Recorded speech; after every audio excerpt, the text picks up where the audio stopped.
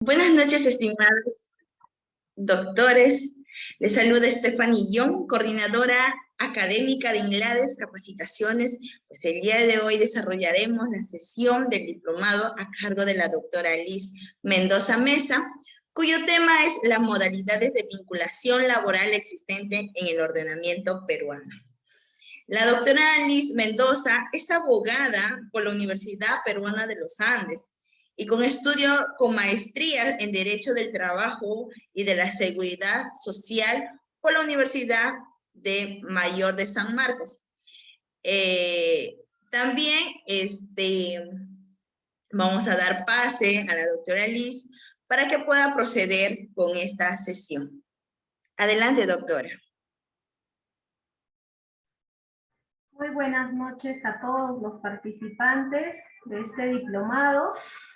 Quiero iniciar esta sesión de clases agradeciendo personalmente a Henry Ventura, a la coordinadora de INLADES y a todos los integrantes por la amable presentación que han tenido y la amable invitación para poder desarrollar este diplomado en materia laboral.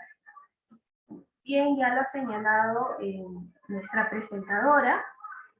El tema que nos ha convocado para esta sesión es el referente a la modalidad de contratación laboral.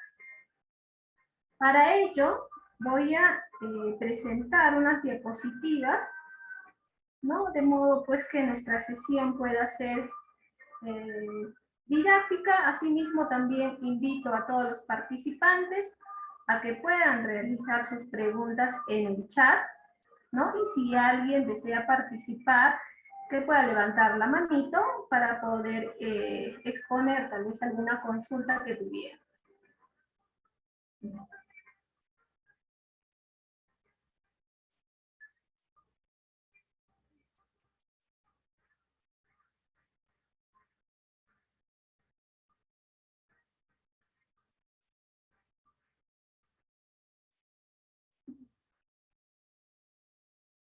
Bien, ahora sí. Stephanie, por favor, ¿me podrías confirmar si se está visualizando las diapositivas?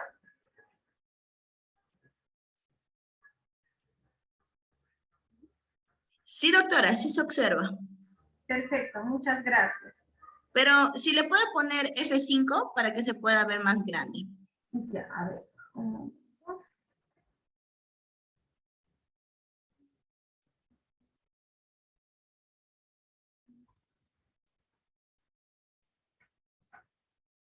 Ya, ahora sí.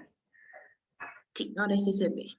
Ya. Bien, amigos, el día de hoy vamos a hablar sobre un tema muy importante que es relacionado el derecho del trabajo dentro del marco normativo del régimen de la actividad privada. Esto es el texto único ordenado del decreto legislativo 728, que es aprobado por el Decreto Supremo 00397-TR. ¿No? ¿Por qué es importante esta rama del derecho? Particularmente considero que, al igual que las otras ramas del derecho, es muy importante porque regula toda aquella vinculación, en este caso, que van a hacer desde el momento en que cualquier persona, ¿no?, se va a vincular con, en este caso, con la empresa o el empleador, ¿no?, a través pues de diversas formas de vinculación, ¿no?, que pueden ser un contrato a plazo indeterminado, ¿no?, contratos a plazo fijo, ¿no? No sé si ustedes han comentado con sus colegas, compañeros en el centro de trabajo, ¿no?, qué tipo de contrato tienes, a qué régimen estás adscrito, si eres indeterminado, a plazo fijo, por suplencia, ¿no? Todos estos temas vamos a ver en este módulo, ¿no? Pero también es importante pues tener algunos alcances generales para que se pueda entender las clases. Para ello vamos a remontarnos un poco, hacer algunas precisiones respecto a la historia y preguntarnos en qué momento surge este derecho del trabajo. cuándo, dónde y cómo nace el derecho del trabajo. ¿No? Entonces, podríamos enmarcarlo tal vez en la edad antigua, en la edad media, en la preindustria, en la revolución industrial, ¿dónde?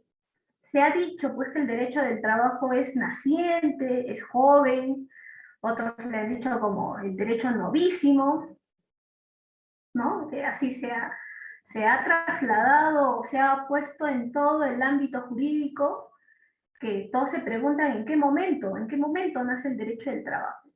En la edad antigua, para algunos autores que señalan pues que el contrato de trabajo habría tenido su origen en el contrato de locación de servicio, que se llamaba pues la locatio conductio, y el operis, que era la locación de servicios, y la locación, el contrato de obra. Pero si nos remontamos a la edad antigua, ¿no? Pero hoy hablamos de un trabajo esclavo, donde no había manifestación de voluntad. Entonces no podríamos decir pues que pueda existir o pueda remontarse a la edad antigua el contrato de trabajo, ¿no? Sino tendría más bien sus orígenes, sí, del contrato de locación de servicio, ¿no? Los que se regulan por nuestro Código Civil. Más adelante, en la Edad Media, también tenemos algo similar, una institución similar, pero que tampoco es el trabajo servil, ¿no? El trabajo agrícola propio de ese tipo de sociedad, ¿no? En el cual pues aún se repetían estas figuras romanas, como que es la locatio conductio operarum, y operis, que es el contrato de obra, ya que actualmente nuestro Código Civil los regula en el artículo 1700, me parece 1769, 1670 me parece, y tampoco podemos ubicar el nacimiento del contrato de trabajo, ¿no? Entonces, ¿en qué etapa? ¿En qué etapa de la sociedad se remonta nuestro derecho del trabajo? En la etapa preindustria, posiblemente, pero ya en esta preindustria, como se dice, ¿no? En este estadio, se tiene pues que ya se empieza a manifestarse ciertas tensiones sociales, de manera que las personas tienden a concentrarse en determinados lugares.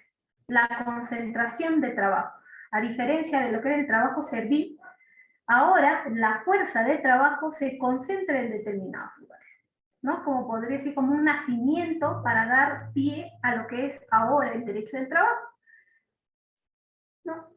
Más adelante, ya propiamente en la revolución industrial, ¿no? Cuando se inicia esta etapa, ya podríamos hablar del derecho del trabajo. ¿Por qué? Porque tenemos ciertas tensiones sociales relacionadas pues al comercio, a la producción agropecuaria, a la concentración urbana. Determinadas ciudades donde se albergan un número considerable de ciudadanos, ¿no? Y la innovación tecnológica, que es el factor, me parece, determinante para que haya dado inicio a esta rama del derecho, ¿no? Que es en este caso, el maquinismo, podrían decirlo, o la tecnología. Porque se empiezan a concentrar la fuerza de trabajo en determinados lugares, lo que ahora decimos nuestro famoso centro de trabajo, ¿no? Vamos al centro de trabajo. Al centro de trabajo tengo a las 8 a las 8 ingreso a mi centro de trabajo, ¿no? Donde se ha producido el despido del tren en el centro de trabajo. Entonces la revolución industrial tiene mucho que ver pues con el derecho del trabajo, ¿no? Porque también este tipo de situaciones da pie a que como existe concentración urbana, la masificación de la mano de obra se concentra en un determinado lugar. Y ese determinado lugar es el famoso centro de trabajo, para que se pueda producir en mayor masa, por ejemplo, ¿no? Determinados servicios, bienes y servicios o materiales que van a ser posteriormente comerciados. Y luego después en la industria moderna ya se empieza a hablar del contrato de trabajo propiamente dicho, ¿no? Y justamente por ello, ¿no? Se empieza, digamos así, el fenómeno de la positivización del derecho del trabajo a través de diferentes regulaciones en distintos países sobre esta problemática, ¿no? Porque las relaciones laborales eran muy precarias, sin las protecciones debidas, sin la regulación de una jornada de trabajo determinada, con impagos de remuneraciones y en condiciones insalubres. Justamente por esta preocupación y por las protestas de estas personas, ¿no?, que prestan su fuerza de trabajo como contraprestación para recibir una remuneración, es pues que el Estado se preocupa y empieza a regular determinadas normas. Como por ejemplo en Francia, ya en 1841, se regulaba pues el tema de la protección de la infancia. ¿No? También tenemos la protección de menores de 10 años, ¿no? En España en 1873 también se había regulado lo que es la reglamentación del trabajo de mujeres y menores, la inspección fabril también, los accidentes de trabajo, justamente como la revolución industrial empieza a concentrar la fuerza de trabajo en determinados ambientes y en condiciones insalubres. ¿Qué es lo que pasaba? Muchos de ellos, sin las herramientas y condiciones de trabajo para poder desempeñar sus funciones, se accidentaban. Había muchísimos números de accidentes producidos y ¿quién era responsable? Entonces era necesario emitirse una ley para poder regular este tipo de situaciones, ¿no? Luego también otro problema, también existían pues los conflictos sobre la jornada de trabajo. Se le contrataba a determinado trabajador, pero no sabía cuándo salía. No teníamos una jornada de trabajo regulada. Y de ahí la necesidad de que el Estado pues, ¿no?, pueda regular justamente ya esta jornada de 8 horas, ¿no? Y también esta legislación que es propiamente de España en 1919, y juntamente también la Convención número 1 de la OIT recoge sobre esta institución, que es muy importantísima, ¿no? Porque muchos trabajaban pues en jornadas superiores a esta hora, ¿no? Ahora conocemos de la jornada de trabajo. Lo primero que preguntamos cuando vamos a suscribir un contrato es cuál es la jornada de trabajo, ¿no? De qué hora es el ingreso y la salida. Pero antes no se tenía esa regulación. Pero justamente con estos fenómenos sociales que se dan, ¿no?, el Estado puede regular estas situaciones y poder establecer las formas de prestación de servicios en atención justamente a condiciones salubres, ¿no?, a un número determinado de jornada de trabajo, que también implique un cansancio físico al trabajador, ¿no? Porque no podríamos perseguir, por ejemplo, una persona que trabaje 14 horas, aunque en determinados países sí existe esa regulación, pero con descansos, ¿no? En aquel entonces no se tenía ni descanso, ni se conocía la famosa institución del refrigerio, del descanso, que ahora sí lo tenemos.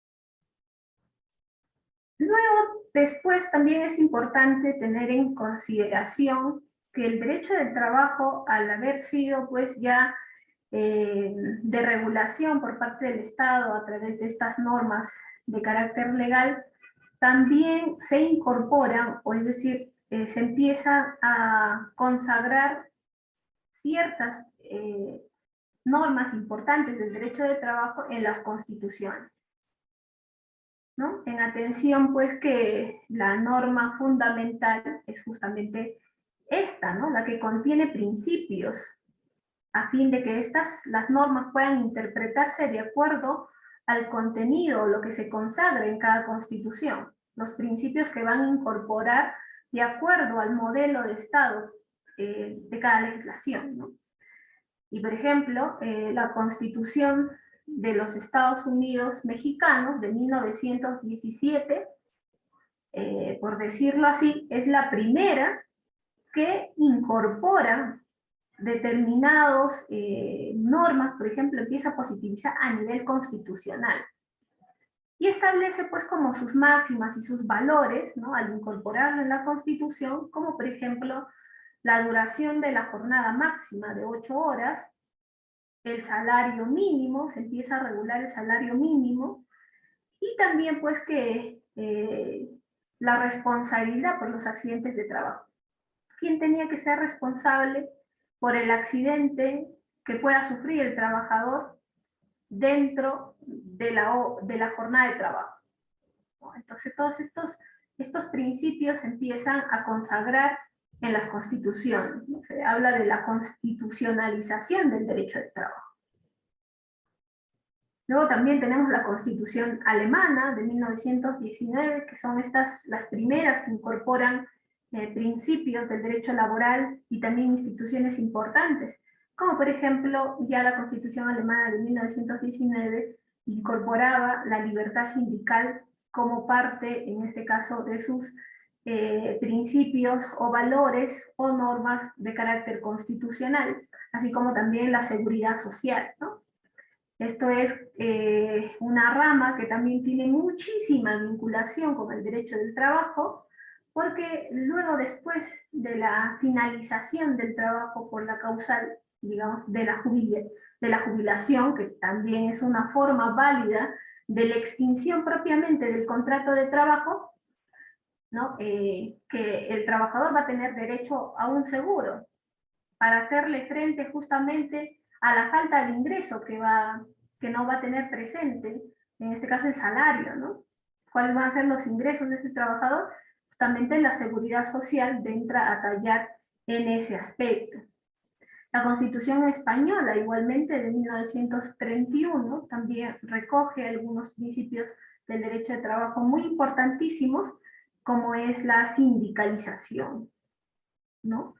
Que también es un mecanismo, ¿no? La acción sindicalista, para que el trabajador pueda velar por los intereses y condiciones de trabajo. Como por ejemplo, hacer algún pedido relativo a un incremento remunerativo, ¿no? Hace 10 años no nos incrementan la remuneración, ¿no? Entonces hay que ejercer el derecho de sindicalización. También se da la protección del trabajador, el aseguramiento de las condiciones de trabajo, se habla de las condiciones de trabajo, y la Constitución francesa también consagra algunos principios importantes, como es el deber de trabajar, ¿no? Un principio que no lo tenemos en nuestra Constitución del 93, y el derecho a obtener un empleo, así como también la libertad sindical. Estos son algunos principios y derechos que se incorporan, y podríamos decir pues que ya en ese momento se empezó la constitucionalización del derecho de trabajo. La Constitución italiana también, 1947, igualmente se regulaba la tutela del trabajo, ¿no? Derecho a una remuneración suficiente, que está muy relacionado con el mínimo legal, ¿no? Actualmente nuestro mínimo legal es de 1025, me parece, la remuneración mínima legal, y luego también se regulan algunos otros aspectos también importantes, ¿no? Como el descanso semanal obligatorio, la libertad sindical, el derecho de huelga. Y la Constitución española también igual, de 1978, también incorpora ciertos principios relativos al derecho colectivo, así como también el derecho de trabajo, como en el primero, este es el colectivo, ¿no? Se incorpora, por ejemplo, la libertad sindical, el derecho de huelga de los trabajadores. También aquí nuevamente se repite este principio del deber de trabajar y el derecho a tener un empleo, y la negociación colectiva, que es un medio también que va a facilitar en este caso poder tener mesas de negociación entre el empleador y el trabajador, con los fines pues de incrementar en este caso las condiciones del trabajador, así como también incrementos remunerativos o de otra naturaleza.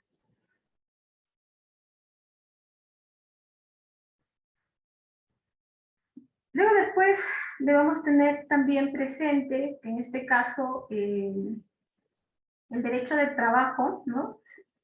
a nivel, digamos, constitucional, la Constitución del 79 es la que incorpora, en este caso, derechos y principios a este nivel constitucional. Por ejemplo, en el artículo 48 ya se establecía que el Estado reconoce el derecho de estabilidad en el trabajo, ¿no? Entonces, algunos doctrinarios o estudiosos del derecho han señalado pues, que se hablaba con la Constitución del 79 de una estabilidad en el trabajo, ¿no? Ahora con la Constitución del 93 se dice que tendríamos una estabilidad relativa del trabajo, que se ha flexibilizado, porque la regulación en materia legal, ¿no? Incorpora ciertas permisiones para que pueda darse un despido arbitrario y se pueda optar por una indemnización. Esa es la regulación. Ya otra cosa es muy aparte, ya las interpretaciones que se ha realizado a nivel jurisprudencial por parte del Poder Judicial o Tribunal Constitucional sobre la conformidad con la Constitución de esta norma, cómo debe interpretarse. Entonces, muchos sostienen esto, ¿no? Que la Constitución del 79 pues, hablaba de una estabilidad absoluta del derecho del trabajo. También tenemos el derecho colectivo. Igual, anteriormente, por ejemplo, se comentaba, ¿no? Se decía que las convenciones colectivas de trabajo tienen fuerza de ley entre las partes, tiene fuerza normativa. Con la Constitución de 1993, ¿qué es lo que ha cambiado? El texto de la enunciación constitucional ya no es, pues, que tiene fuerza de ley, no tiene fuerza normativa, sino fuerza vinculante entre las partes. Entonces, esas también son las diferencias que se tienen entre la Constitución del 79 y la Constitución del 93.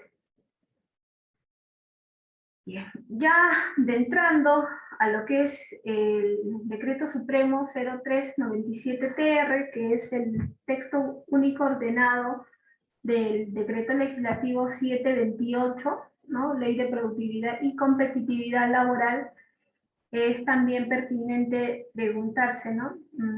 Por lo que ya hemos visto, entonces, o sea, ¿cuál es la razón o el objeto del derecho del trabajo?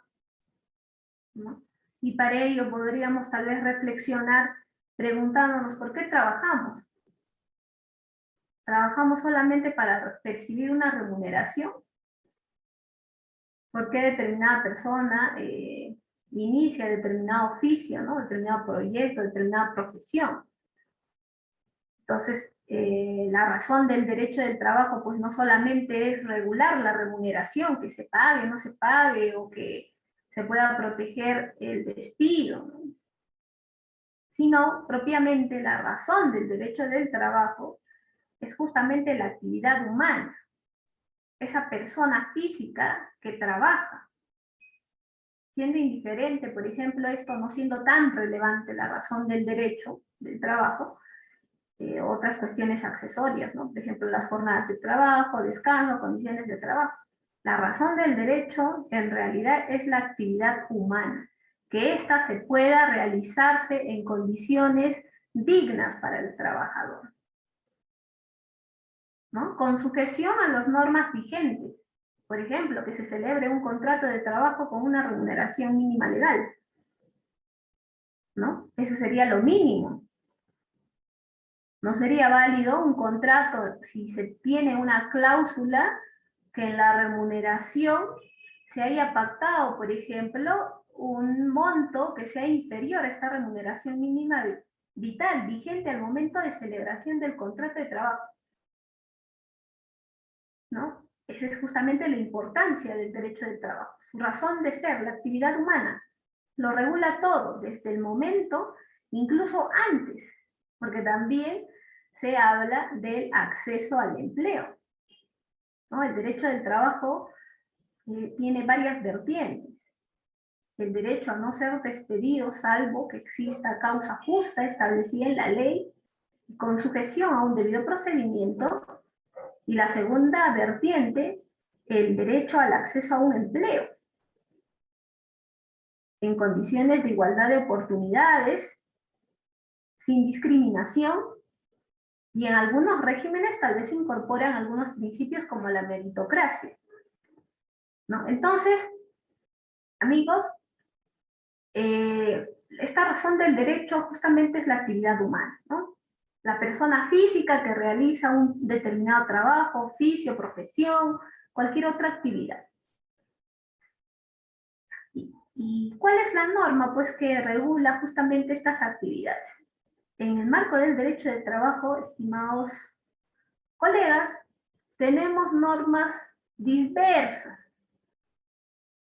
Por ejemplo, la ley de descansos, la ley de gratificaciones, de las ETS están reguladas en diferentes cuerpos normativos, documentos normativos.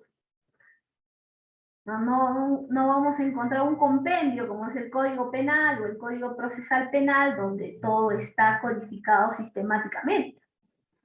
En materia laboral nuestras normas son dispersas. Y por decirlo así, ¿no? La que es algo, ¿no?, completa, solamente dentro del marco del régimen de la actividad privada, y en cuanto a las formas de contratación, la encontraremos en este famoso Decreto Supremo 0397-TR y su reglamento, el 0196-TR, ¿no? Y el ámbito de aplicación justamente de este régimen laboral de la actividad privada es la regulación de la prestación personal por cuenta y bajo la dependencia de otra persona a cambio de una remuneración. O sea, propiamente el contrato de trabajo dentro del marco del régimen de la actividad privada laboral. Otros regímenes tenemos laborales, sí.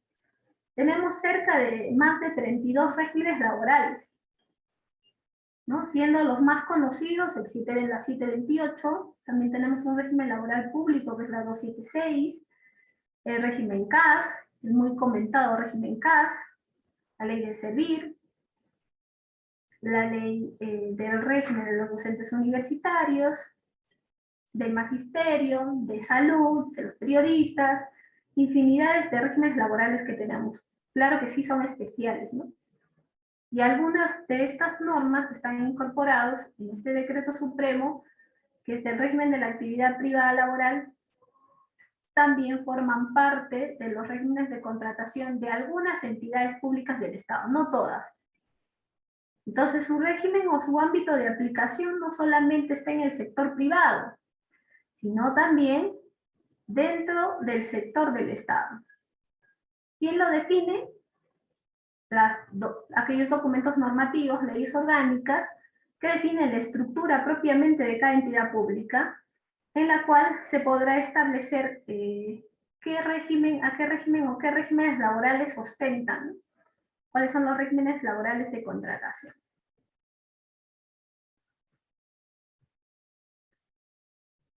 También se ha comentado, y se dice pues que aparte de la razón del derecho del trabajo, que es la actividad humana, y otro aspecto que también recoge, ¿no?, dentro de sus normas procesales, así como también dentro de lo que es el marco normativo del régimen laboral privado, es justamente la relación asimétrica que existe entre el empleador y el trabajador.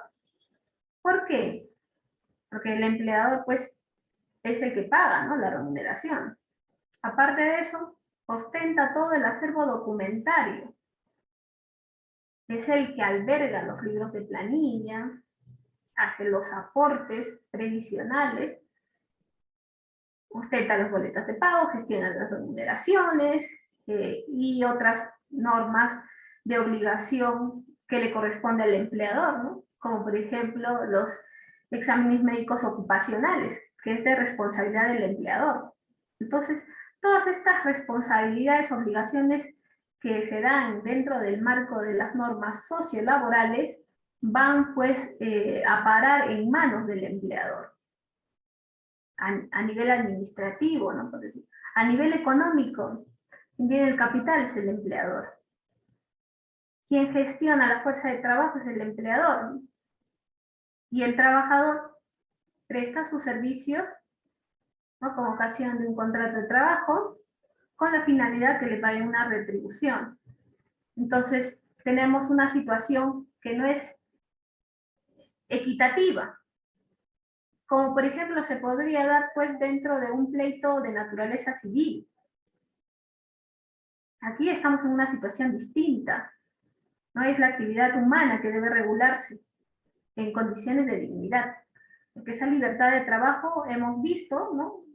A los inicios del derecho de trabajo no teníamos jornadas de trabajo, había explotación infantil, accidentes de trabajo como consecuencia de la insalubridad y las condiciones donde se prestaban los servicios.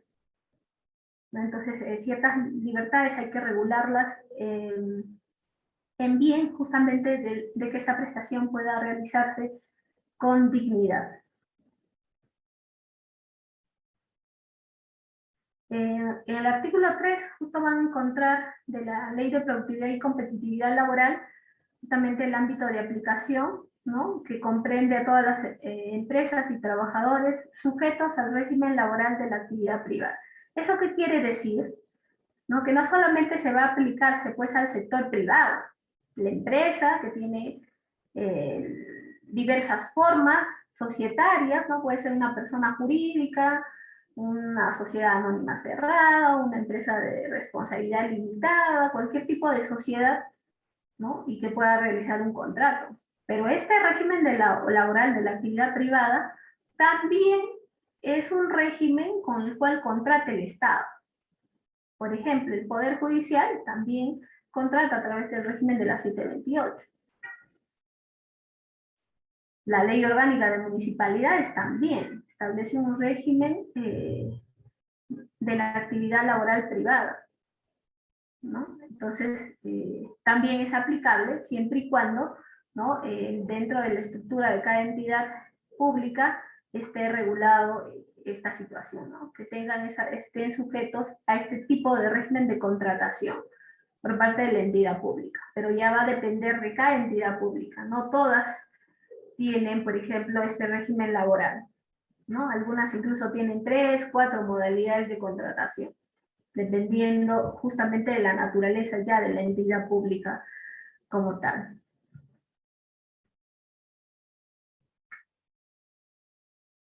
Otro aspecto que también se debe aclarar, ¿no?, debemos conocer, es justamente los sujetos de la relación laboral.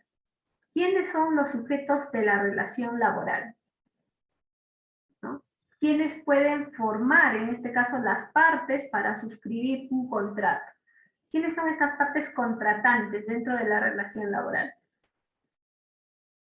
De una de las partes nos queda muy claro que es el trabajador, ¿no?, que el trabajador solamente es persona física, no podría, por ejemplo, una asociación o una sociedad de hecho, ¿no?, ostentar la condición de trabajador.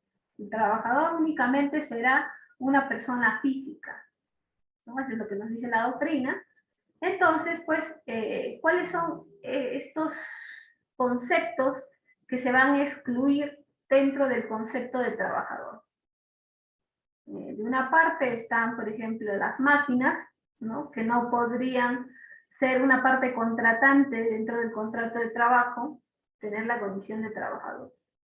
Así como también los animales, los capitales, el trabajo en cumplimiento de una resolución judicial, cuando usualmente en un proceso de faltas, ¿no?, se determina servicios comunitarios, tampoco se va a excluir dentro del concepto de trabajo, no estamos propiamente dentro de un contrato de trabajo, ¿no?, sino de un mandato judicial que debe cumplirse dentro de los términos estrictos, ¿no?, en los cuales se haya resuelto. Quien no es persona física, también quien no está obligado a prestar servicios, obviamente, quien no está obligado a ser remunerado, artículo 50 del Código de los Niños y Adolescentes, sobre el trabajo en familia. Los integrantes, por ejemplo, no pueden ostentar una remuneración y como tal no puede haber contrato de trabajo. El contrato de obra, obviamente, ¿no? Porque se regula por nuestro Código Civil, derecho privado, contrato de locación de servicios igualmente. Y la otra parte contratante que también resulta sumamente importante es el empleador, ¿no? En algunos ordenamientos y en algunas normas utilizan la denominación el empresario, otras el empleador, y hay otras denominaciones también antiquísimas, como por ejemplo el patrono, ¿no? ¿Y quién es este empleador? Pues justamente es el receptor, en este caso, del empleador para organizar y dirigir la tarea, ¿no? ¿Quién dirige, establece, planifica, organiza la fuerza de trabajo? Es el empleador o el empresario. Este término propiamente español, ¿qué significa? Pues aquel que hace suyo los frutos del trabajo ad initio.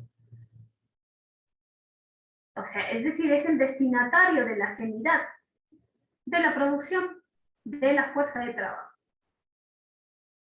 ¿no? Es el que justamente va a hacer suyo estos frutos que derivan pues de la fuerza laboral, que pueden ser físicas, intelectuales o mixtas, ¿no? Esa es la denominación propiamente del empresario, ¿no?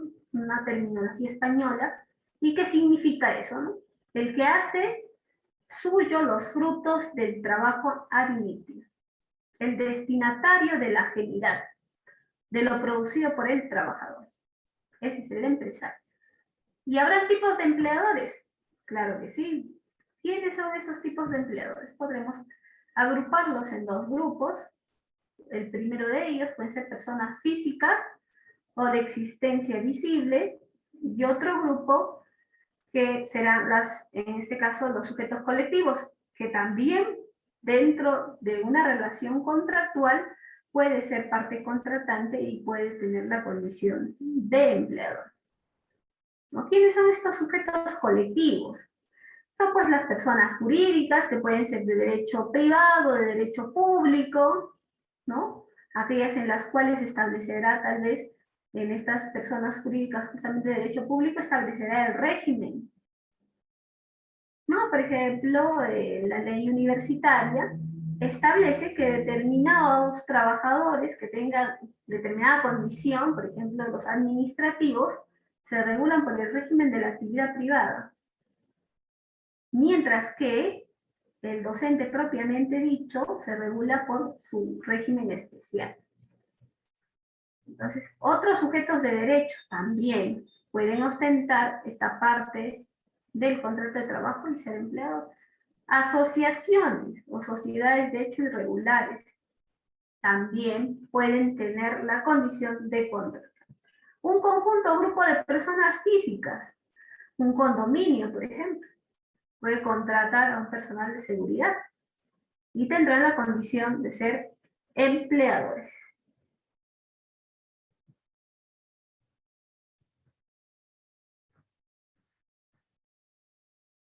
Entonces, el contrato de trabajo, ¿no? Como se puede visualizar de esta diapositiva, ¿no? Y también ya hemos visto en las diapositivas anteriores, cómo es que el derecho de trabajo no se regula, cuál es su razón de ser. Entonces nos viene otra pregunta. ¿Qué se entiende por el contrato de trabajo? Es un acto jurídico propiamente dicho,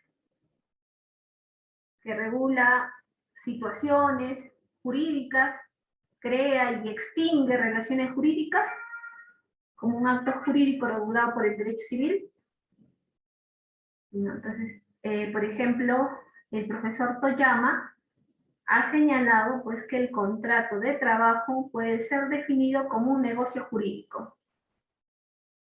Negocio jurídico, ¿no? O acto jurídico que crea, regula y extingue relaciones jurídicas, pero propiamente dicho no podría considerarse como un acto jurídico, ¿no? Porque es de derecho público. Algunas situaciones no está permitido, por ejemplo, que se establezca una cláusula donde la remuneración sea inferior a un mínimo legal. Entonces, acto jurídico, negocio jurídico, pues, mediante el cual un trabajador presta servicios personales por cuenta ajena. Esto sí es interesante. El trabajador justamente, ¿no?, se sujeta a un contrato de trabajo para que pueda prestar sus servicios profesionales, manuales o mixtos, ¿no?, por cuenta ajena. Dice, para un empleador. ¿Qué se entiende por cuenta ajena para un empleador? Implica lo que dijimos antes del concepto del empleador. Que todos los frutos que él produce no van a ser suyos, sino del empleador. ¿Y qué le corresponde al trabajador? La remuneración por sus servicios prestados, ¿no?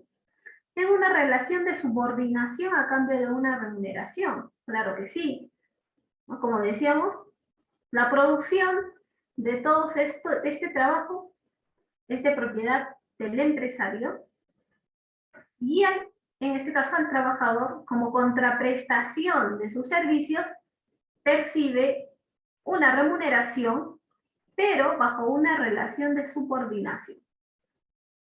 Entonces, ¿qué entendemos por el tema subordinación? Y que justamente es un elemento característico del derecho de trabajo y que se va a diferenciar de un contrato de locación de servicios, por ejemplo. ¿No? Que usualmente el contrato de locación de servicios es de forma autónoma, a diferencia del contrato de trabajo que establece pues que es en una relación de subordinación, ¿no?, a cambio de una remuneración. Ello implicará pues que quien va a establecer las directrices, la jornada de trabajo, a qué horas inicia y a qué hora es el horario de salida, el descanso, bajo qué condiciones, las va a establecer propiamente el empleador. Mientras que el comitente, en un contrato de naturaleza civil, no se somete a la subordinación. Le ejecuta en el horario que él pueda planificar y establecer. La cuestión es que cumpla con las obligaciones a las cuales se ha contratado con ocasión de un contrato de naturaleza civil. Entonces, hay algunas diferencias. Un contrato de trabajo es propiamente, será pues un negocio jurídico relativo, pero de derecho público, con el cual pues el trabajador se va a obligar a prestar servicios bajo una relación de subordinación y a cambio de una remuneración.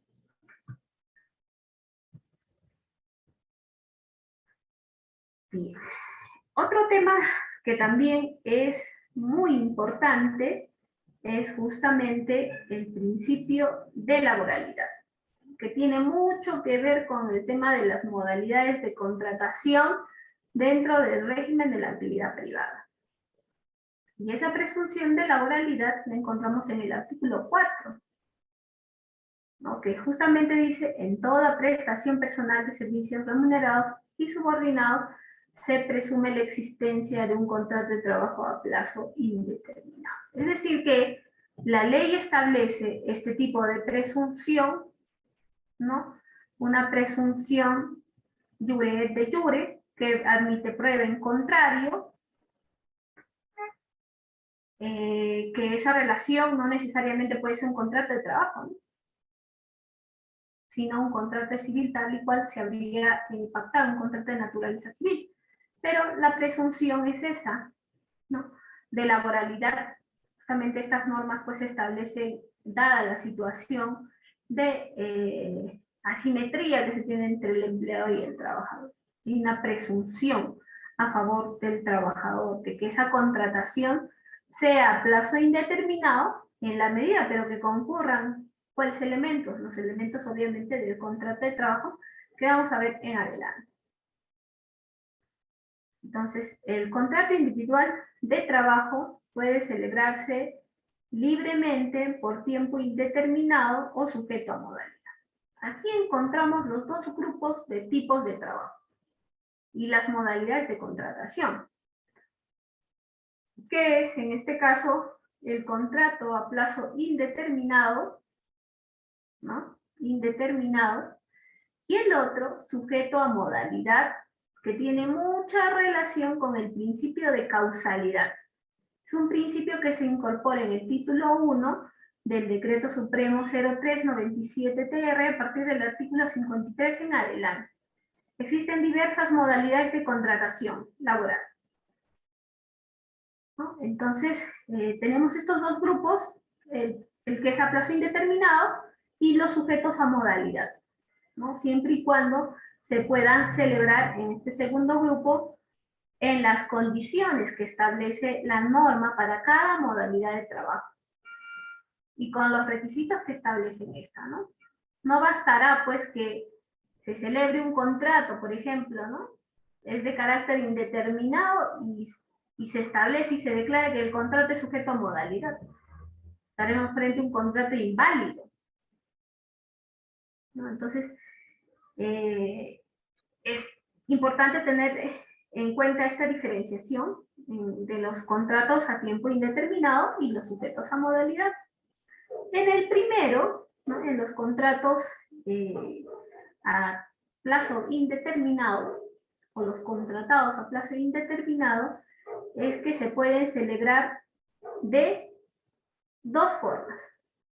Una, que puede ser de forma verbal, ¿no? Es decir, que exista pues un acuerdo, ya determinada empresa recluta a determinado trabajador que es Pepito, y le dice, ¿sabes qué? Vas a realizar a partir de mañana las labores de jardinería. Y Pepito empieza a trabajar desde el día en el que le señalan, ¿no? Entonces, ese será pues un contrato a plazo indeterminado, ¿no? Y la formalización ya pues será que lo incluyan a planilla como trabajador a plazo indeterminado con una determinada remuneración. No, hasta ahí no hay problema en los contratos, ¿no? En los contratos a plazo indeterminado. Y la otra modalidad de este tipo de contratación es que también se puede ser escrito, ¿no? Es decir, celebramos un contrato, de una de las partes es el empleador representado por tal persona, en representación de la persona jurídica, Manolos S.A.A., ¿no? Que celebran el presente contrato, estableciéndose una remuneración, el cual esté a plazo indeterminado, ¿no? Y tendremos un contrato a plazo indeterminado, estableciendo tal vez algunos otros requerimientos, como por ejemplo algunos complementos o estructuras que se tienen que necesariamente incorporar en un contrato a plazo indeterminado, ¿no? Como por ejemplo la remuneración, si es una remuneración estructurada, cómo está conformada, qué convenios colectivos le sería aplicable, si hay incrementos remunerativos, qué les es aplicable, ¿no? Entonces, también, bueno, que es otro tema también le comento, cuanto a la redacción de los contratos de trabajo, ¿no? Tendrá que establecerse estas cláusulas, ¿no? Si, por ejemplo, se le contrata pues, a un trabajador que va a manipular cierta información importante y relevante, el secreto de la empresa, ¿no? Entonces habrá que establecer unas cláusulas de prohibición de, en este caso, facilitar esa documentación bajo responsabilidad, ¿no? Y otros aspectos que van a ser importantes y justamente van a ser necesarios de acuerdo a la naturaleza de cada puesto de trabajo. Usualmente pues es un trabajo de mano de obra como jardinería, no tendríamos demasiada complicación. Y el otro grupo es, y en el segundo, en los casos y con los requisitos que la presente ley establece. Claro que sí, en los contratos a modalidad, esto es los contratos por incremento, los contratos por suplencia, los contratos intermitentes, los contratos por obra, por servicio específico, todos estos tipos de trabajo que son temporales, que se rigen por el principio de temporalidad, ¿no?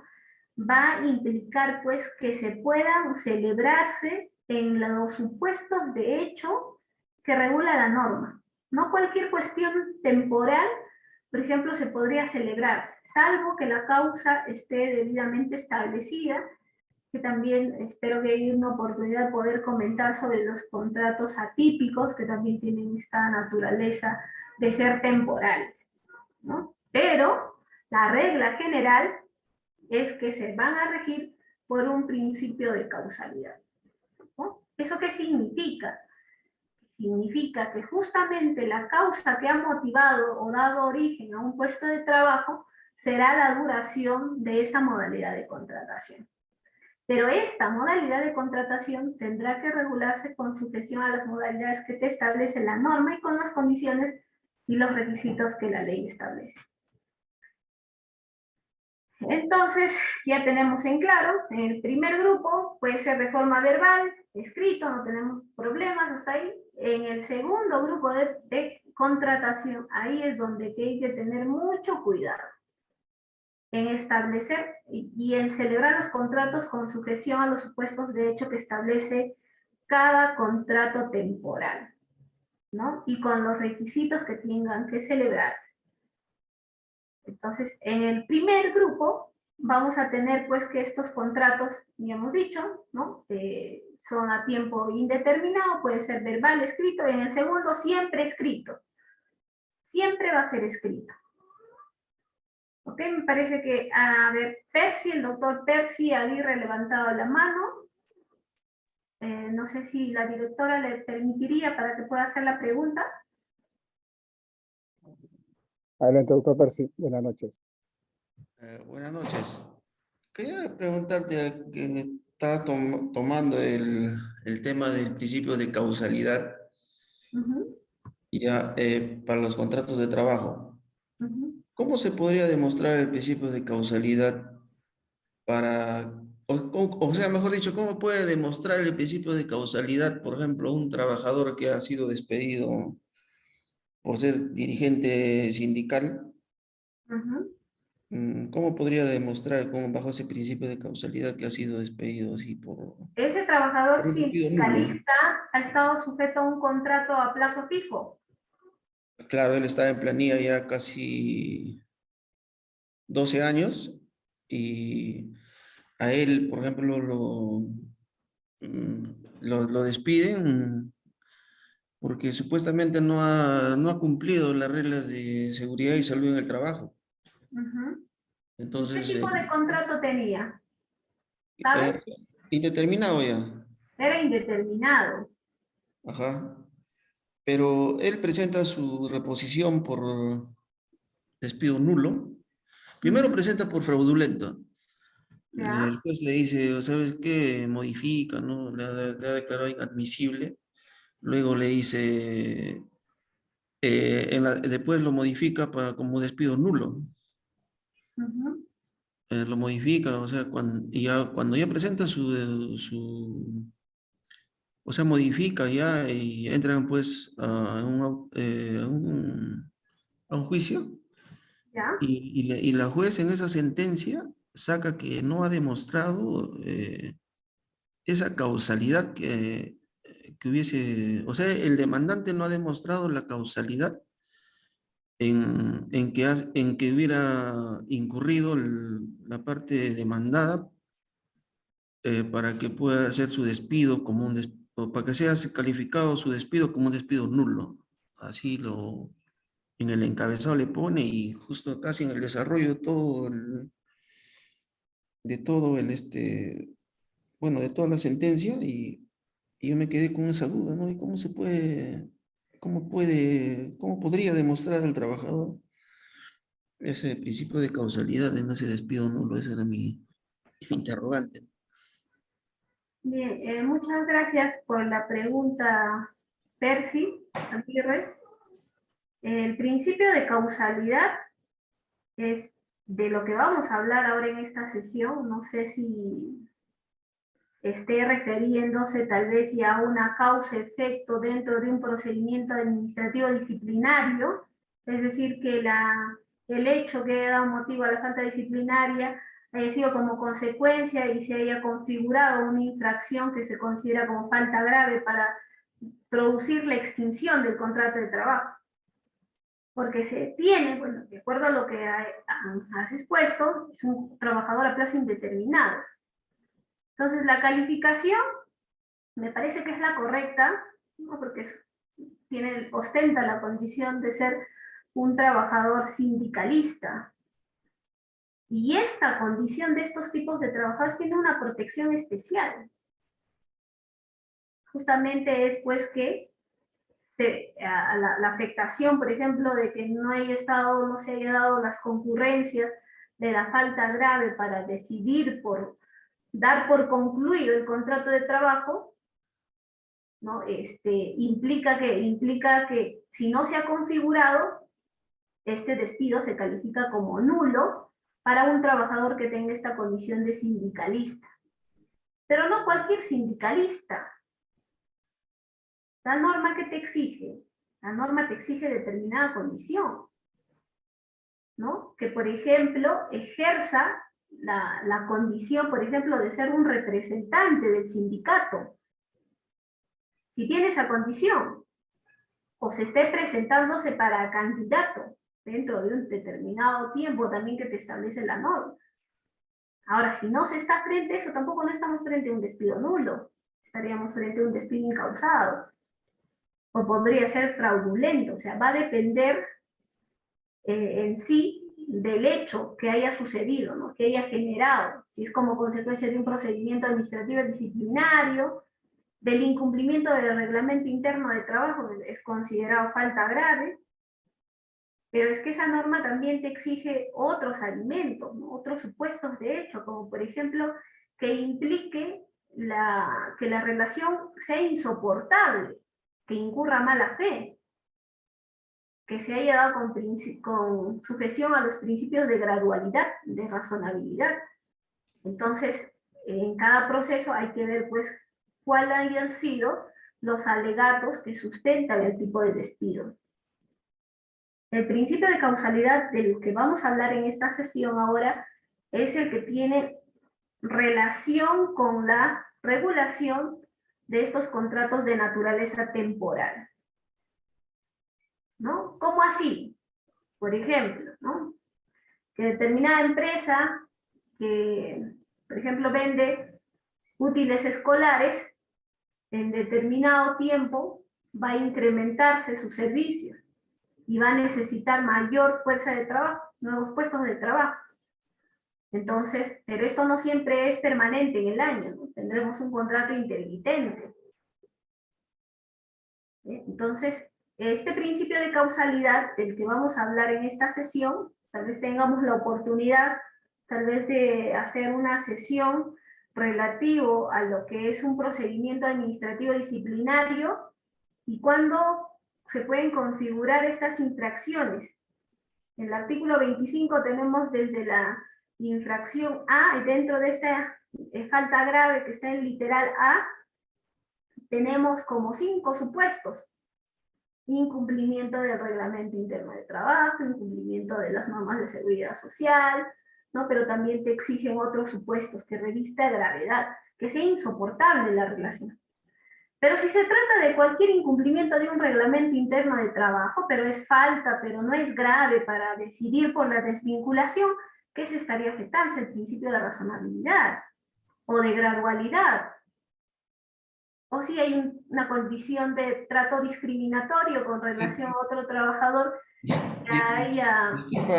Disculpa que te corte, justo en eso, por ejemplo, porque no ha demostrado el principio de causalidad, dice en ese despido, la jueza dice, bueno, acá en el Juzgado Laboral de Lima, dice, hubiese optado, dice, por calificarlo su demanda como despido arbitrario, para que se vea la ponderación de la sanción. Así saca en realidad, como te digo, habría que encaminar el tipo de despido, ¿no? A través tal vez, de un recurso pertinente y que pueda encuadrarse el tipo de despido, para que justamente pues por afectación al debido proceso se pueda discutir todos esos aspectos, ¿no? Si se ha infringido el principio de razonabilidad, al margen del incumplimiento de ese reglamento interno, por ejemplo, que no se ha configurado esa falta grave que está prevista en el literal A del artículo 25. Entonces hay que realizar un mayor estudio de los tipos de despido, descartar, porque tenemos despido incausado. El despido arbitrario es otra situación. Eso también es como que se tendría que hablar en toda una sesión para poder distinguir los tipos de despido que tenemos. Tenemos despido incausado, fraudulento, arbitrario, nulo, y ahora este último, que es creado por el Tribunal Constitucional, lesivo de derechos fundamentales. ¿Cuál sería el hecho para encuadrar en qué tipo de despido, ¿no? Entonces, eso siempre va a ser materia tal vez de observación, nuevamente de observación, y que este proceso pues sea siempre observado por tal vez por algún magistrado, ¿no? A ver, entonces, muchas gracias por la pregunta, Percy. Sería bueno que tal vez en una sesión podríamos desarrollar eso, porque si no, en el poco tiempo que tenemos no podría desarrollarse para que se entienda, si no, no se puede entender. Es un tema también muchísimo, muy amplio, ¿no? Y los conceptos, cada uno son propios de cada institución y tienen su razón de ser también. Los despidos nulos, que también albergan como 7 supuestos, y con determinadas condiciones que tal vez, o sea, no todas son similares, no tienen diferentes presupuestos. Dentro de eso hay que hacer las diferencias. Estamos viendo un despido arbitrario, que te lleva a otra cosa también, el despido arbitrario. Hay que tener mucho cuidado, no necesariamente una reposición. Y existen otras diversas formas de desvincular, por ejemplo, con un acto de hostilidad, ¿no? Me parece que dentro del programa del diplomado también está ese detalle, que lo vamos a ver en las siguientes sesiones, amigos, no se preocupen. Por ahora vamos a seguir abordando con este tema del principio de causalidad, pero en los tipos de contratos. ¿Ya? Hemos dicho que el contrato a plazo indeterminado, ¿no? Pues puede ser celebrado de forma verbal, mediante escrito, ¿sí? No tenemos problema. Los problemáticos son estos contratos modales, que si no se llevan, no se regulan, en este caso no se celebran de acuerdo a los presupuestos que exige estos capítulos, estos artículos, la conclusión es que son inválidos. Como consecuencia, se consideran contratos a plazo indeterminado. Bueno, ¿quién aquí sufre el daño económico por una mala asesoría? Es el empresario, ¿no? O con quien, sabiendo, tal vez, de hecho, con motivo de evadir las cargas sociales, intencionalmente lo haya celebrado, ¿no? Entonces también tenemos un supuesto que se puede alegar justamente para convertir estos contratos modales a contratos a plazo indeterminado. ¿Sí? Entonces, este artículo 4, no se olviden, se incluye un principio de laboralidad, que obviamente admite previo contrario, no es una presunción jure et de jure, no es jure de jure, ¿no? Que se puede, ¿no? Ofrecer medios probatorios para desvirtuar esta situación.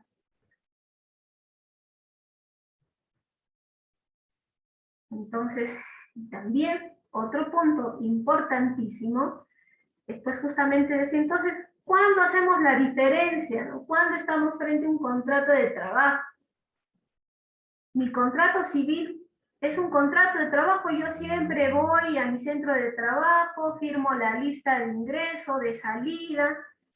Sin embargo, yo celebré un contrato de locación de servicio.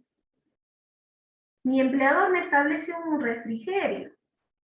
Entonces, ¿qué nos va a ayudar justamente a poder hacer esas diferencias?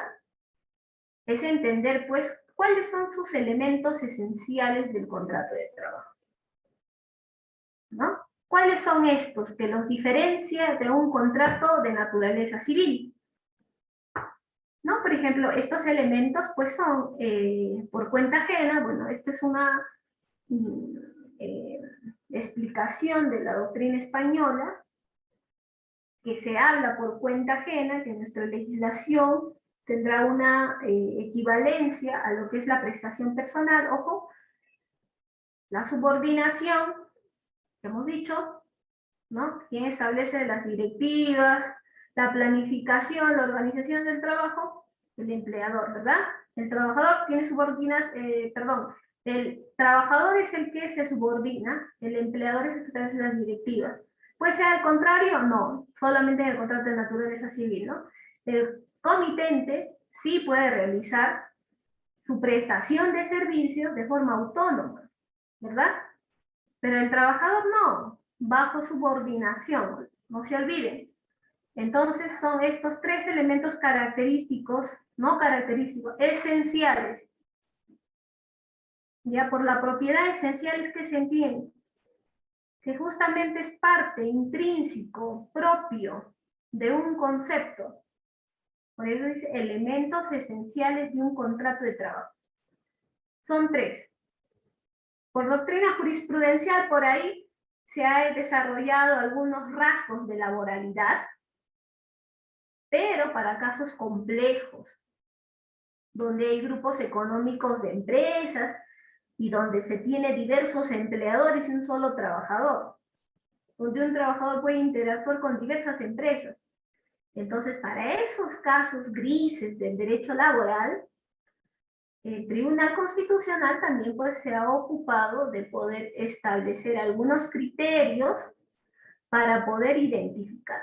Pero la regla general, ¿no?, es estos elementos esenciales del contrato de trabajo es pues, por cuenta ajena, subordinación, el tema salarial o remuneración, como quieran decir. Estos son los más importantes, esenciales, no se olviden. Y justamente, pues, habrá hacer la pregunta, ¿no? Pero, prestación personal, ¿qué se entiende por prestación personal? La norma habla de prestación personal, la doctrina habla de ajenidad, otros hablan de subordinación. ¿Cómo hacemos estas diferencias? No se entiende. Prestación personal, trabajo autónomo, lo autónomo es del contrato de naturaleza civil. Hablamos de prestación personal cuando estamos en un contrato de trabajo, pero también se habla de prestación de servicios en un contrato de naturaleza civil. Entonces, vamos poco a poco, ¿ya? En una prestación personal, nuestro artículo 5 del TUO de la 728 se establece pues que los servicios para ser de naturaleza laboral deben ser prestados en forma personal y directa, solo por el trabajador como persona natural. Otra vez lo que ya había hecho la doctrina, persona natural dentro de la relación de un contrato de trabajo. Entonces, prestación personal, ¿a qué hacemos referencia con la prestación personal? Y la prestación personal, ¿a qué hace referencia el Código Civil en un contrato de naturaleza civil? Miren, pónganle atención a este punto. Para ser de naturaleza laboral, dice, ojo, ¿no?, deben ser prestados en forma personal y directa solo por el trabajador. La prestación personal en un contrato civil ¿es únicamente prestado por el comitente? No, ¿verdad? Se puede agenciar de otro profesional para la ejecución de las obligaciones que ha suscrito un contrato de naturaleza civil, ¿verdad? Entonces, ahí ya tenemos una diferencia. Sustancial, señores. Sustancial. ¿No? Porque en este caso, te pide, pues, que para que sea de naturaleza personal, no más se preocupa incluso en redactarlo así, debe ser prestado en forma personal y directa por el trabajador. Mientras en un contrato civil no, pues no se da esa situación. Tenemos un contrato de un asesor y el asesor, por ejemplo, puede enviar a otro de sus abogados juniors para asumir la defensa. La prestación personal no existe en un contrato civil. La prestación es autónoma, bajo responsabilidad, eso sí, ¿no? De que haya incurrido en cualquier tema de negligencia o incumplimiento defectuoso, total, parcial, que se pueda dar. Entonces, en un contrato de trabajo, para que sea considerado de naturaleza laboral, debe ser prestada únicamente por el trabajador. O sea, se fregó, ¿no? Tiene su horario de ingreso a determinar a las 8 de la mañana y debe salir a las 5 de la tarde. Acumula en un mes 3 días consecutivos de abandono de trabajo, despedido, ¿verdad? Causa justa de desvinculación o extinción del contrato de trabajo. Otras consecuencias ya tendrá en caso del comitente, ¿no? Y el comitente justamente ya se organiza. Él establece su jornada de trabajo de forma a lo que más le va a convenir. Pero en la prestación personal pues se tiene que dar justamente, propiamente, quien tiene que ejecutar esas obligaciones siempre va a ser el trabajador. No puede llevar a su amigo a decirle, ¿sabes qué? Por esta semana me puedes asistir, y decirle al empleador, ¿sabes qué? Esta semana me va a cubrir, esta no se puede encontrar. Incurriría en este caso en una falta grave que podría ser pasible de la extinción del contrato de trabajo y el despido justificado, porque también tenemos despido justificado, claro que sí, ¿no? Cuando se dan situaciones pues que ameritan el rompimiento del contrato de naturaleza laboral. Entonces, si se ha producido y es correcto el procedimiento, el despido habrá sido justo y legal. No podría calificarse de forma contraria. Entonces, hasta ahí tenemos que esta prestación personal, para que sea propiamente laboral, debe ser prestada de forma personal y directa por la persona que ha, en este caso, sea parte del contrato de trabajo, ¿no? El famoso trabajador, que siempre se ve en los contratos de trabajo, ¿no? El trabajador. Ahora, esta prestación personal, la norma nos establece otra importante, ¿no? Importante, muy importante, por decirlo así, situación. ¿En qué momento, por ejemplo, se puede dar que el trabajador va a haber una excepción de que esa prestación sea personal y directa? La norma nos establece pues que no invalida esta condición, que el trabajador pueda ser ayudado por familiares directos que dependan de él. ¿Puede ser un integrante de la familia que no dependa del núcleo familiar? No.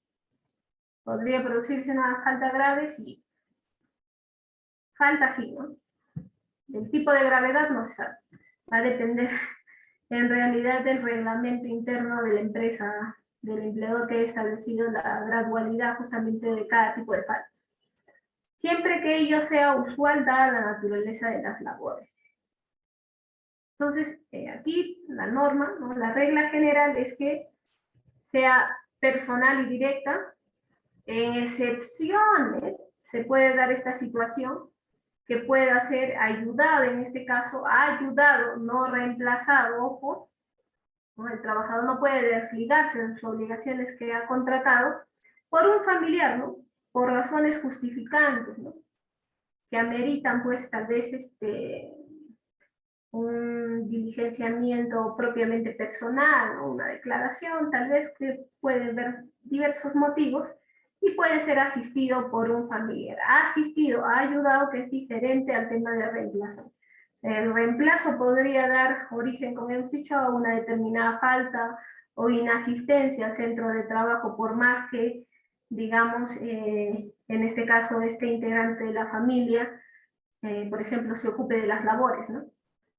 Ojo, hay que tener mucho cuidado con eso. Hay que diferenciar entre hacer un acto de reemplazo y el detalle de ayudar, asistir, ¿no? Por ejemplo, un determinado trabajador, tal vez por X razones se ha acumulado, tiene demasiada carga de trabajo y no está produciendo al mismo nivel que sus colegas. Entonces, en esa situación puede ser asistido, ayudado por un integrante directo. La otra norma es que te exige, el otro supuesto es que dependa de él. ¿No? Entonces se entiende pues por en este caso, por sentido común, que son los integrantes de la familia, ¿no? Puede ser tu esposa, tu esposo, y una trabajadora, los hijos, que te pueden asistir en el centro de trabajo. Entonces, han advertido pues que en este elemento, ¿no? Se da la prestación personal. Entonces el trabajo siempre va a ser personalísimo. Como se diría, intuito personae. No puede ser delegada. Asistida, ayudada, sí. Delegada jamás, reemplazada tampoco. Entonces, vayamos ahora con el otro elemento que también es importantísimo, ya con la explicación de este elemento, estaríamos dando por terminada nuestra sesión y nos quedaríamos hasta aquí, y para la próxima podríamos seguir avanzando para no perder la secuencia. ¿Ya? Entonces, ahora, hablemos de la remuneración. Hemos visto pues que firmamos el contrato y entre colegas nos preguntamos, ¿y cuánto es tu remuneración? Entonces, la famosa remuneración. Entonces, hablar de la remuneración también es un tema muy amplio, muy bonito, pero vamos a decir las cuestiones más resaltantes y relevantes dentro del marco de la normatividad de la 728. Y justo lo van a encontrar para que ustedes lo lean también, que está en el tubo de la 728, que es el artículo 6, ¿qué nos dice de la remuneración? Entonces, por ejemplo, este texto nos dice pues que constituye remuneración para todo defecto legal el íntegro de lo que el trabajador recibe por su servicio, ¿no? Que puede ser en dinero o en especie. Se puede celebrar un contrato y en cuya cláusula se establece como remuneración 2 sacos de arroz, sí. Existen limitaciones también. Pero como regla general, puede ser dinero en especie, puede ser la mitad en dinero, la mitad en especie. ¿No? Cualquiera sea la forma o denominación que tenga. ¿Qué implica eso? Por ejemplo, en algunas entidades que tienen una remuneración algo compleja, utilizan términos como remuneración base, remuneración principal, y conceptos remunerativos, pactos colectivos, decretos de urgencia, incrementos, y así hay infinidades de conceptos, ¿no?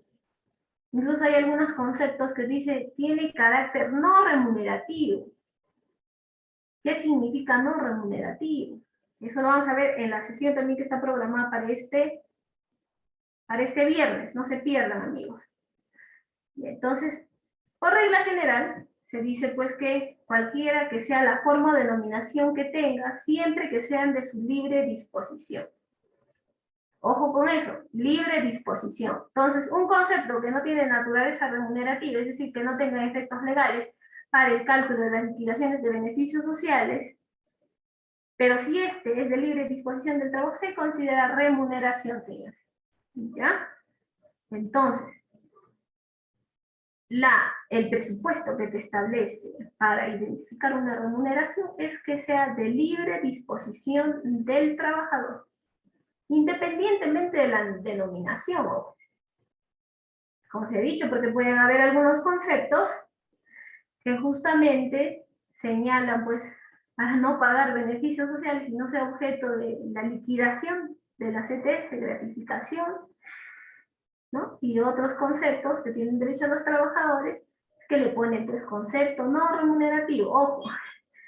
Entonces, la norma también nos establece pues, ha sido bueno en señalar en eso, es decir, debe ser de libre disposición del trabajador.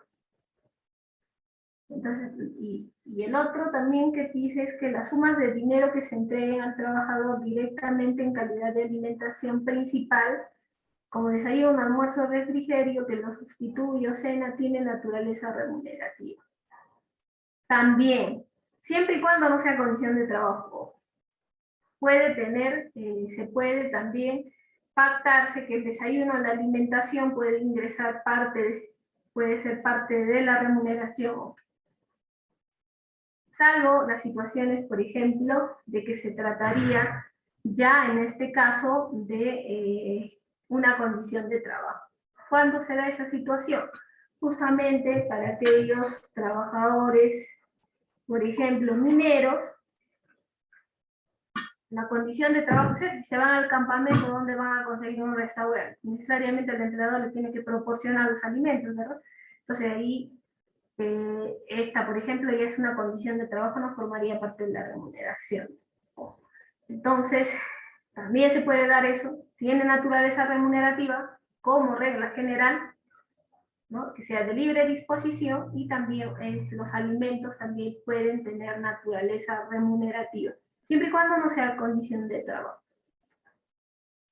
Entonces, ahora, luego dice, no constituye remuneración computable para efecto de cálculo de los aportes y contribuciones a la seguridad social, así como para ningún derecho o beneficio de naturaleza laboral el valor de las prestaciones alimentarias otorgadas bajo la modalidad de suministro indirecto.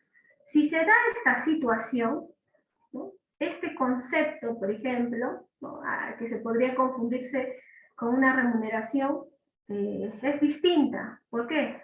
Porque justamente el efecto legal que se incorpora este tipo de conceptos, ¿no? O este tipo de concepto remunerativo, por decirlo así, va a impedir pues que sea objeto de cálculo de las CTS, gratificaciones, vacaciones, ¿no? Esas no forman parte, así como también los conceptos no remunerativos. ¿Dónde encontramos los conceptos remunerativos? Ya lo vamos a ver en la siguiente sesión, que nos toca el viernes. Queridos amigos, son las 9:30.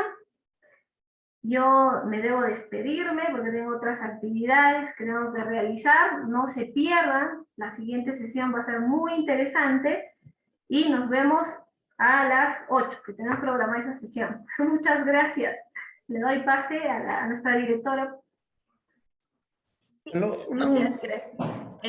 Si hay algún participante que tiene alguna pregunta. Sí, yo le quería preguntar. Sí, adelante. En los elementos esenciales del contrato de trabajo, por ejemplo, en la ley de seguridad y salud en el trabajo, en un punto dice, ¿no?, que en el contrato, en los contratos de trabajo también debe estar, por ejemplo, dice las condiciones del trabajador, o sea, lo más riesgoso de ese trabajo debe constar también como una cartilla dentro de su contrato, o sea, debe estar eso. ¿Esto también sería un elemento esencial del contrato de trabajo? Porque también es causal de multa, si no lo... O sea, la SUNAFIL, por ejemplo, detecta que no está el contrato de trabajo, está el contrato de trabajo, pero no está esa cartilla de advertencia, se podría decir, de la ley de seguridad y salud en el trabajo, claro, en la ley de seguridad y salud en el trabajo sí dice, ¿no?, que debe constar esa cartilla que diga las posibles amenazas o riesgos laborales que pueda tener ese trabajador. ¿Ese sería un elemento esencial del contrato también? Muchas gracias por la pregunta, muy interesante en realidad, ¿no? Es un elemento esencial del contrato. ¿Ustedes qué dicen? Ya que hemos hablado de los elementos esenciales del contrato de trabajo. Para hacerles más fáciles, ya les voy a dar la respuesta. Esa es una condición, es una norma sociolaboral de obligación propiamente del empleador. Como usted ya bien lo ha resaltado, es una obligación a la cual el empleador debe dar cumplimiento. ¿No? ¿Qué implica esto? Porque justamente en el contrato de trabajo, más aún si es trabajo minero o trabajos civiles, debe adjuntarse la cartilla, ¿no?, de las normas de seguridad social, las normas importantes, ¿no?, incluso entregarle en este caso el reglamento interno de seguridad, salud en el trabajo, el procedimiento de trabajo seguro y otras normas que se exige por la naturaleza de la actividad que se va a desarrollar. Muchas gracias por la pregunta, Percy, espero haber absorbido tus dudas.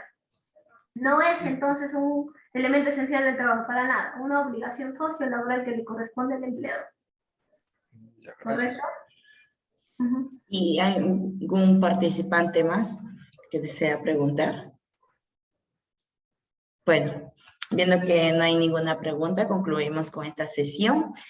Muchas gracias por la participación, estimados doctores y seguidores del Círculo INLADES, y nos vemos en la siguiente sesión del diplomado, que es el día viernes 30 a las 8 de la noche, con la misma doctora. Gracias, doctora, por su participación. Hasta luego, nos vemos el viernes. Buenas noches. Buenas noches.